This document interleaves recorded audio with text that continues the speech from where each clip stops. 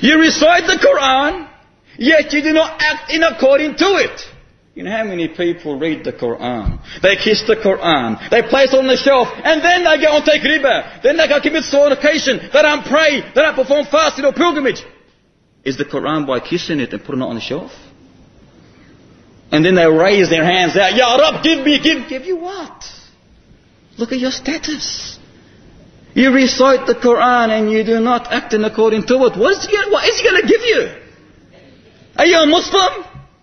Is it going to help you in the way you are? Are you helping yourself? Number 3, he said, you know Shaitan, the accursed, evil, satanic one, yet you have agreed with him. You have allowed him to whisper to you, thus executing that which he whispers to you. Number 4, you proclaim your love for the beloved Messenger sallallahu alayhi wa sallam, yet you abandon his sunnah. How many times do we see brothers, unfortunately, when you say to him, Qala Allah, or Qala Rasul, Wallah al-Shafi'i says this, Imam Ahmad says this, Abu Hanifa says this, Malik says this, Shaykh Fulan says this, Ahmad Rifa'i says this, Ar-Quldi says this. But subhanallah, where's Ar-Rasul said this, sallallahu alayhi wa sallam. You proclaim, number 5, your love for paradise, yet you do not do anything to gain it. You proclaim your fear for hellfire, yet you do the acts of hellfire. You say, indeed, death is reality, yet you are sitting and living as though you're going to live forever. No preparation. You engage in finding the faults of the human beings when yourself are the worst of people, not even looking at your own faults. You eat the provisions of Allah Ta'ala, yet you do not thank Him. And thanking Him is not saying Alhamdulillah and thus, that's it. No. Thanking Him, brothers, is showing gratitude by acts of worship. This is the thanking that you should thank Allah Subhanahu Wa Ta'ala with. It's a literal thanking, practical, with your acts, with your hands, with your body. Not just to say Alhamdulillah.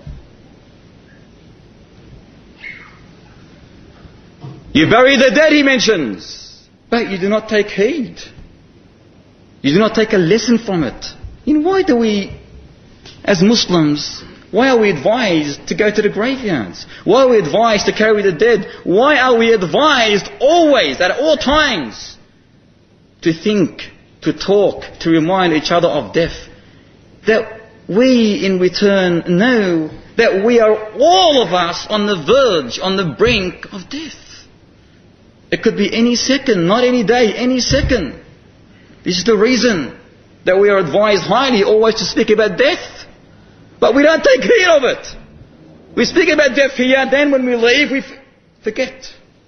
Enter our lifestyle, forget everything the teacher has said, or what you have seen in the graveyard when you carry the dead and so forth. We return to the story of the police officer. We haven't finished it yet. He mentions that he was drifting away from Allah Ta'ala. He narrates that, what an odd world, he says. After 6 months after the first accident, a strange accident happened that sealed his prophethood, that sealed his return to Allah Ta'ala. He said, everything was quiet. A young man was driving.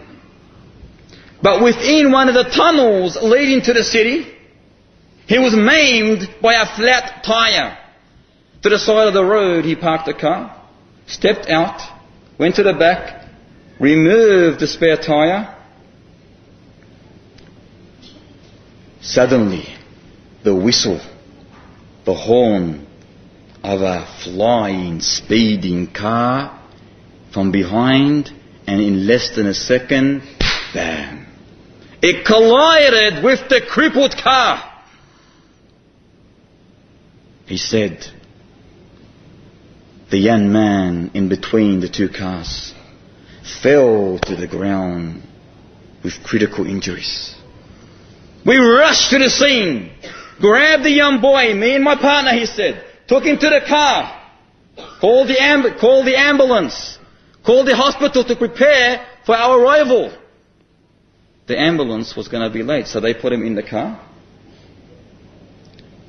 He mentions the police officer that he was of blossom age, tender age. He was a young adult, still in his late teens. He was mumbling something, but we could not understand what he was mumbling due to the rush that we were in. He said he was religious. You could tell from his appearance.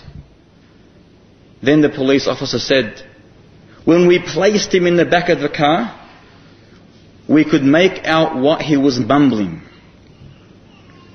He said, through all that pain, through all that suffering, we could see him suffering, this young man.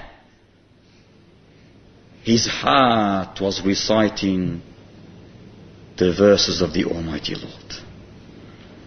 He said he was so immersed in the recitation that, subhanallah, you could not even tell that this young man was suffering. You could not even tell that this young man was suffering. The police officer said his clothes were soaked in blood. His bones were clearly snapped in many places. However, he continued with his unique, tender, soft voice, reciting the verses of the glorious Quran. Suddenly, the officer said, as we were listening intently, me and my partner, a shiver climbed up my spine. The hair on my arms and my legs stood up. I watched very carefully at the young man as we were driving to the hospital. His hymn became silent. He raised his hand, raised his index towards the sky, and said, La ilaha illallah. Allahu Akbar. He said, La ilaha illallah. Thus he slumped. Thus he slumped. He said, quickly I went to the back of the seat. I felt his breathing. I felt his pulse. I felt his heart.